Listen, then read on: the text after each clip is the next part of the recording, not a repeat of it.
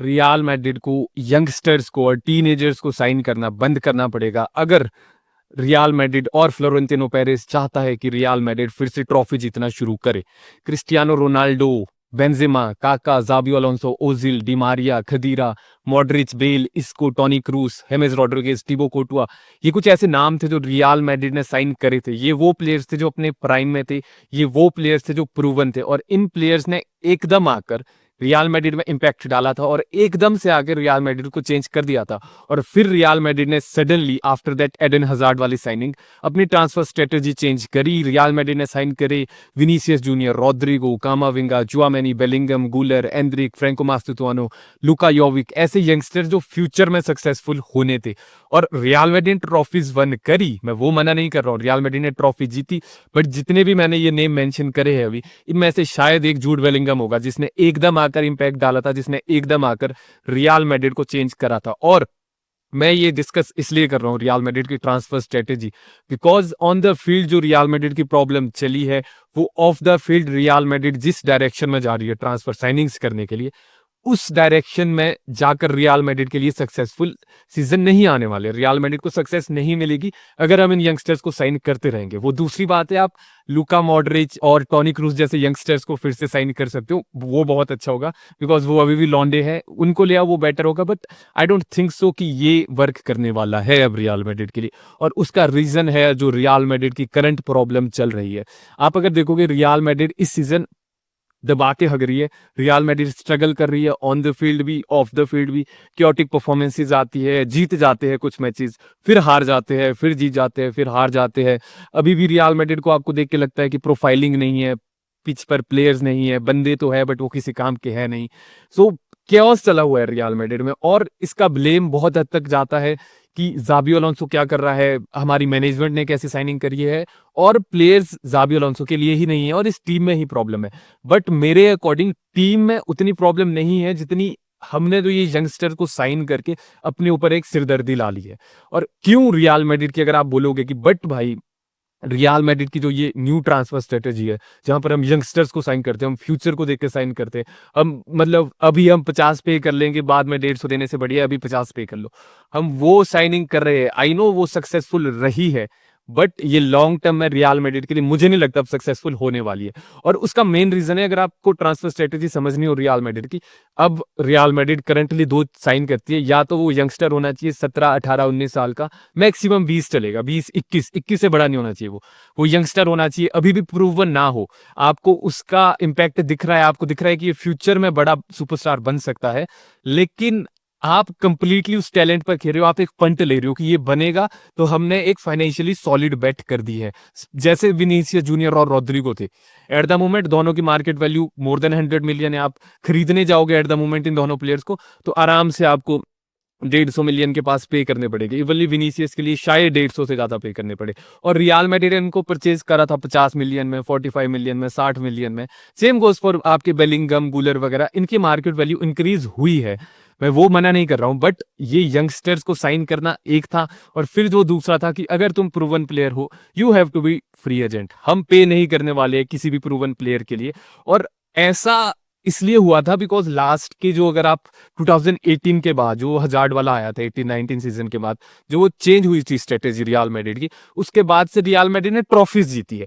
The worst part is कि हमने trophies जीती है। अगर आप देखोगे तो रियल मैड्रिड ने वन करी थी, हमने 2 यूसीएल वन करे थे, हमने 3 ला लीगास वन करी है ड्यूरिंग दिस ड्यूरेशन, तो हम सक्सेसफुल हुए हैं। और अगर कोई आउटसाइड देख रहा है तो उसको लग रहा है कि भाई विनीसियस ने परफॉर्म करा था यूसीएल में, बेलिंगम ने परफॉर्म करा था यूसीएल में, इनकी वजह से जो कुछ हो रहा है इनकी वजह से था। बट अगर आप डीपर देखोगे आपको समझ आएगा, जो हमारा फर्स्ट यूसीएल कैंपेन था 21-22 का, वो कंप्लीटली डिपेंडेंट था भाई रमादान करीम पे। ठीक है, इक्वलाइजर मारे थे, विनीसियस ने फाइनल में स्कोर करा था, बट सब कुछ देन थी हमारे पास Karim Benzema, god level form में था उस time. Toni Kroos, Luka Modric, Marcelo, Nacho, Carvajal, we had players जो भाई वेटरन्स थे, जो लिटरली लेजेंड्स ऑफ गेम थे, और बैक ऑफ द पिक्चर ये थे, इसलिए ये यंगस्टर परफॉर्म कर पा रहे थे। और इवनली जो 24 वाला सीजन भी हुआ है, उसमें भी आप देख लोगे तो मॉड्रिच थे, आपके टोनी क्रूज थे गॉड लेवल फॉर्म में उस टाइम, नाचो थे और फिर रूडिगर अलग फॉर्म में था। तो आप देखोगे कि यंगस्टर्स अवेलेबल थे, मैं मना नहीं कर रहा हूँ, मैं डिनाई नहीं कर रहा हूँ, बट हमारे पास वेटरन्स थे, हमारे पास प्लेयर्स थे जो सारा प्रेशर हैंडल करते थे, जो टीम को काम करते थे, जिनके पास लीडरशिप थी, जो भाई प्रेशर नहीं डालते थे। वो उनका वो होता था कि इन लॉन्डो पे प्रेशर नहीं जाना चाहिए, सारा प्रेशर हम झेलेंगे। और अगर आपको याद होगा वो एक मूवमेंट हुआ था जो एतिहाद में हुआ था बिटवीन आपके बेंजेमा और कैसेमीरो, जब मैड्रिड डाउन थी 3-1 और वो एक दूसरे को देख के स्माइल मार रहे थे। भाई वही एक्सपीरियंस था, वही वेटरन्स थे और उसी की वजह से रियल मैड्रिड जीती है, उनका बहुत बड़ा कंट्रीब्यूशन था। और अब क्या चेंज हुआ है रियल मैड्रिड में करंटली, बिकॉज पहले तो वर्क करा है और उस रिजल्ट को देख के रियल मैड्रिड के बोर्ड ने सोचा कि हम अब लौंडे लाएंगे, हम बच्चे उठा के लाएंगे। आपके पेरेस दादा जाते हैं ब्राजील में, कोई नया सा चिल्लर दिखता है उसको उठा के ले आते हैं, अर्जेंटीना से बच्चे उठा के ले आते हैं, जहां देखो वहां से आप यंगस्टर्स को उठा के ला रहे हो रियल मैड्रिड में। और अब सबसे बड़ा इशू ये हुआ है कि रियल मैड्रिड के जो वो वेटरन्स है, जितने भी वेटरन्स थे, आप इस टीम में आपको एट द मोमेंट सिर्फ एक वेटरन मिलेगा, वो है डैनी कार्वाल, जो इंजर्ड चला है, वो वैसे ही बाहर है। तो इस टीम में, करंट रियल मैड्रिड टीम में कोई वेटरन नहीं है। और जो सो कॉल्ड यंगस्टर्स थे जो अब प्राइम में आ रहे हैं अपने, आप देखोगे हमारी उसमें जितने भी ये यंगस्टर्स थे जो हमने साइन करे थे, मैक्सिमम अभी 24, 25, 26 साल के, और कोई भी अपने प्राइम में नहीं है, सारे अपने प्राइम में कोई पहुंच रहा है, एक्सपीरियंस अभी भी ले रहे हैं लौंडे, मेंटली अभी भी स्टेबल हुए नहीं है, बहुत सारी हमारे प्लेयर्स अभी भी डिवास की तरह खेलते हैं। तो अब हुआ ये है ना कि हमने यंगस्टर साइन करे पास को देखकर, बट जो हमारे यंगस्टर्स थे वो अभी भी यंगस्टर्स ही है।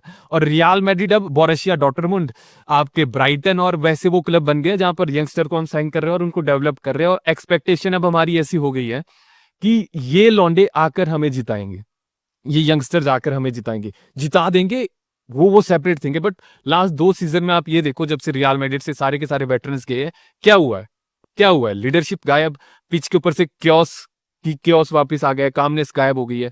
आप देखो, अगर मुझे स्पोर्टिंग वाइज बात करनी हो, इनकी डिसीजन मेकिंग खत्म है, पोजीशनिंग इनको नहीं पता, इनके पास मेंटल टफनेस नहीं है, ये क्रिटिसिज्म नहीं झेल सकते, ये सब्स्टिट्यूट होना नहीं झेल सकते, ये कुछ नहीं झेल सकते। लिटरली डिवास खेल रही है, लिटरली बच्चे खेल रहे हैं, मुझे अगर सिंपल टर्म्स में बोलना हो।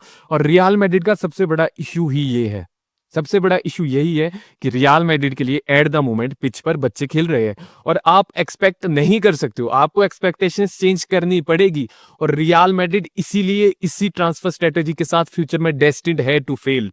Real Madrid is destined to fail अगर हमने साइनिंग्स नहीं करी, हमने इंस्टेंट इम्पैक्ट डालने वाले प्लेयर्स नहीं लाए, हम फ्यूचर के साथ जाते जाए। बिकॉज इन रियल मैड्रिड, अगर आपको समझना हो, रियल मैड्रिड परफेक्शन डिमांड करती है, रियल मैड्रिड ट्रॉफीज डिमांड करती है, यू हैव टू वन। दूसरा सीजन होने वाला है हमें और हम ऑलमोस्ट ट्रॉफीलेस जाने वाले हैं, बिकॉज कोपा डेल रे, सुपर कोपा दे एस्पेना, ये मेरे लिए मैटर नहीं करता है। 2 ट्रॉफीज है, या ला लीगा या यूसीएल, उसमें से अगर आप जीत रहे हो तो आपने कुछ उखाड़ा है सीजन में, अगर नहीं जीत रहे हो तो भाई आपने कुछ नहीं उखाड़ा। फिर आप चाहे सनी देओल का हैंडपंप उखाड़ लो, चाहे कुछ कर लो, फिर वो किसी काम की नहीं है, सुपर कोपा दे एस्पेना और कोपा डेल रे मेरे लिए पर्सनली।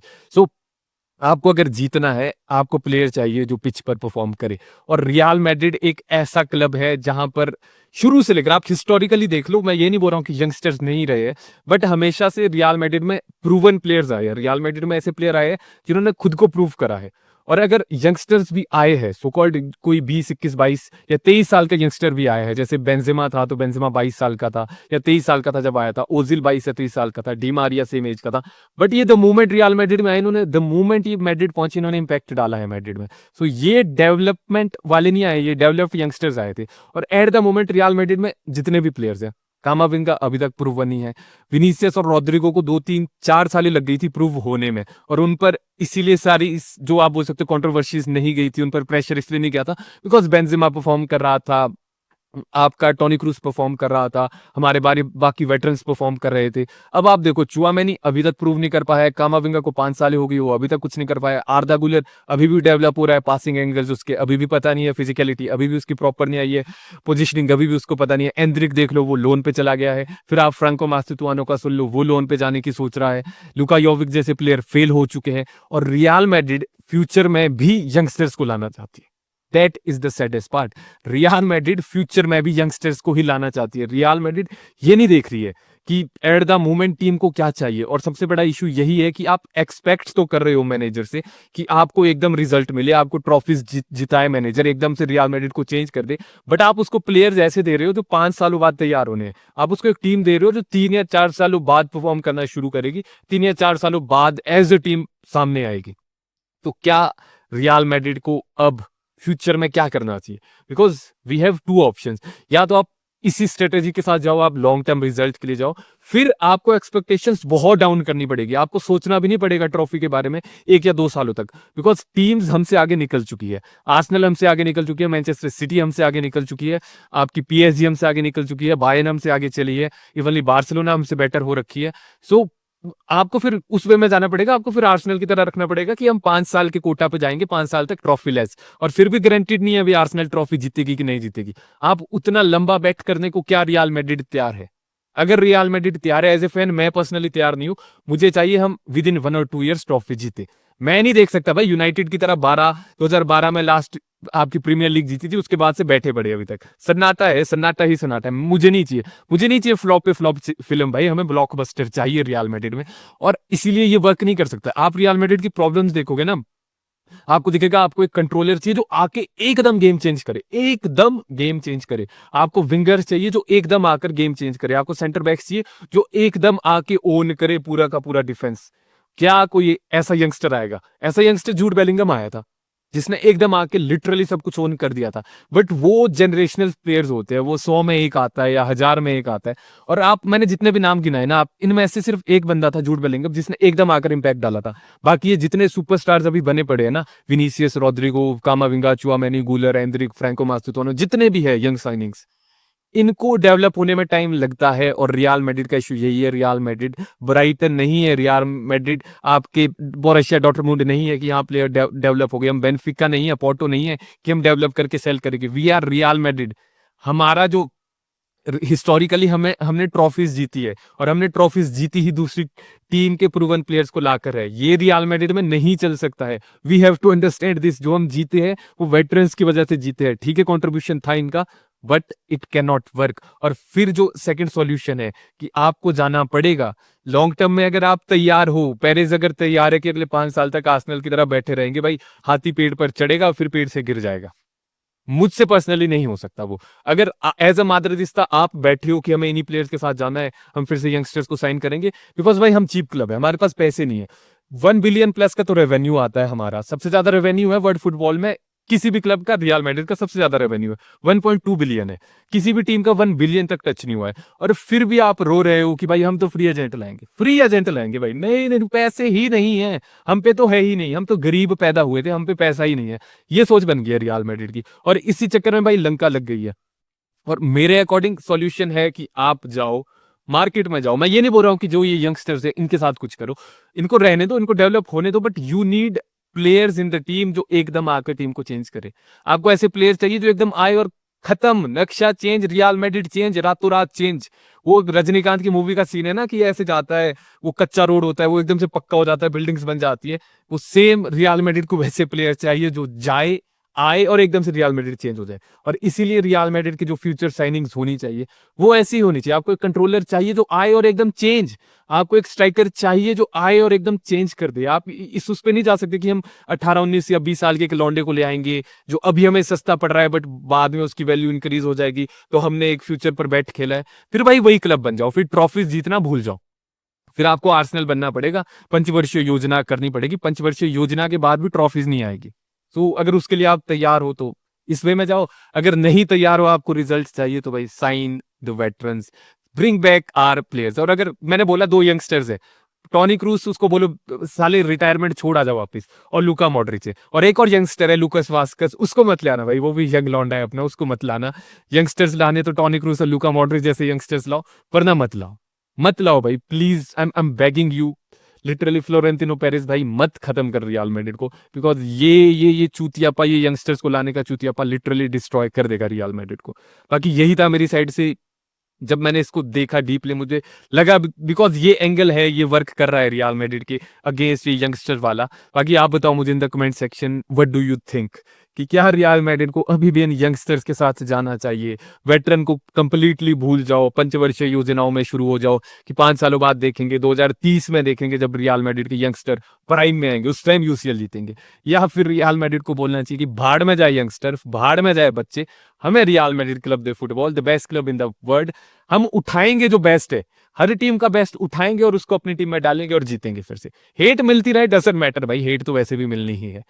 बताओ मुझे, what do you think, real Madrid को किस डायरेक्शन में जाना चाहिए? मैं ये नहीं बोल रहा हूं कि आप कंप्लीटली आपके यंगस्टर्स को भूल जाओ, बट मैं ये बोल रहा हूं कि आपको समझना पड़ेगा, अगर आपको जीतना है, आपको प्लेयर चाहिए जो इंस्टेंट कॉम्पैक्ट इम्पैक्ट डाले, और उसके लिए फिर आपको ऐसे प्लेयर लाने पड़ेंगे जो ऑलरेडी बहुत अच्छा कर रहे हैं। बताओ what do you think about this? बाकी यही था मेरी साइड से, मिलते हैं, टिल देन, हाला माद्रिद, इनादा मास एंड मुचा ग्रासियास।